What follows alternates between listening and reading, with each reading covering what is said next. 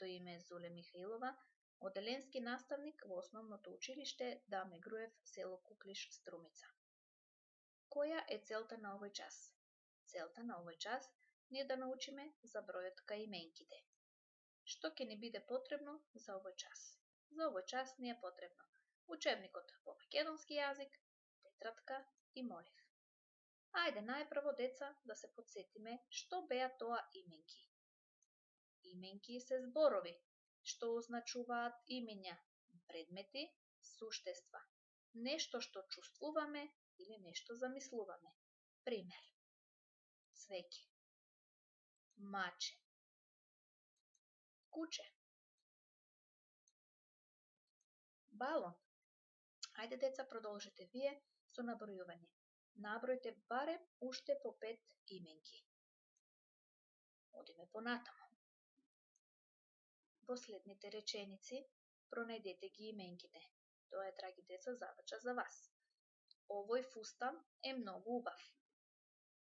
Тај те молам, дај ми ја играчката. Втората реченица и третата реченица, кој ја скрши чашата. Еве овде ќе ви дадам малку време, а може и да го стопирате видеото, да ја завршите задачата, па да продолжите со гледање понатаму. Сега, што гледаме тука, драги деца? Тука гледаме не едно, туку две мачиња. На следната слика гледаме не една, туку повеќе книги. Ајде заедно да ги преброиме. 1, 2, 3, 4, 5, 6, 7 книги. На следната слика гледаме многу повеќе цвеќиња. Еве овде. Од левата страна имаме едно, но од десната страна имаме многу повеќе цвеќиња. Деца, кога именката се однесува на еден предмет или едно суштество, тогаш велиме дека таа е во еднина. Именката е во еднина. Еве, пенкало, еднина.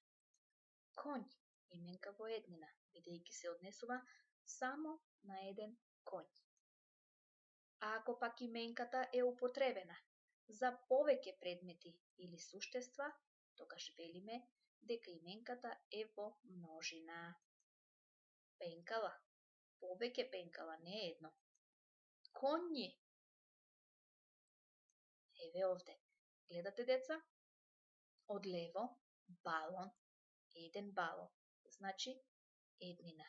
А од десната страна имаме балони, повеќе балони. Тогаш именката е во множина.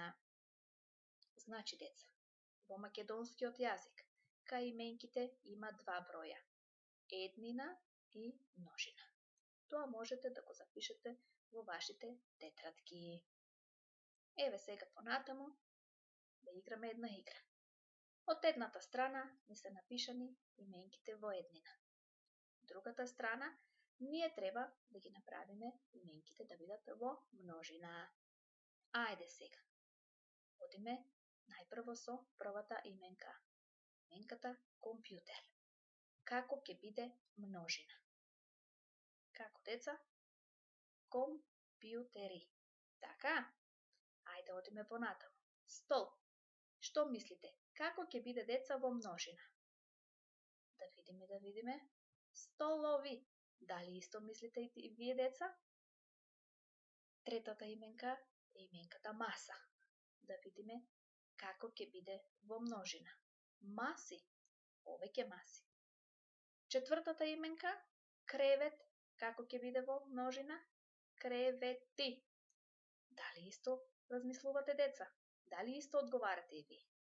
И последната именка молив. Да видиме како ќе биде во множина. Моливи. Дали вака одговоривте и вие, драги деца? Доколку така одговоривте, браво за вас. Одиме понатаму. Еве уште една задача. Ајде да го одредиме бројот кај следните именки. Да видиме именката чаша. Дали е во еднина или множина? Втората именка е дрво. Понатаму. Деца, балони, патики, стол, часовник. Доколку ви треба време, да размислите. Стопирајте го видеото. Напишете ги именките во вашата тетрадка.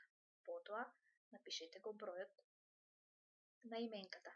Дали е еднина или множина. Потоа, откога ќе бидете готови, продолжете со гледање.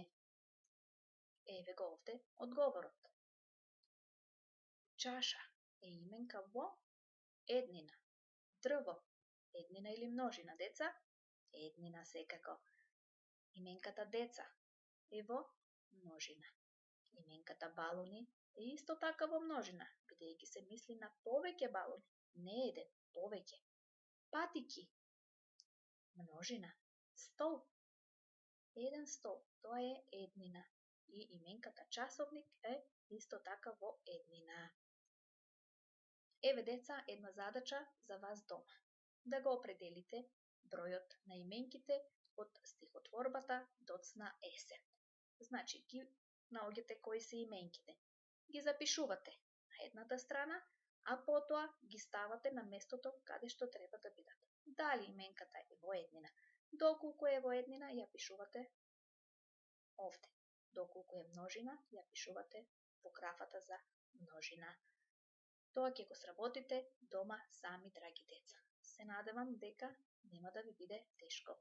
Довидување, драги деца.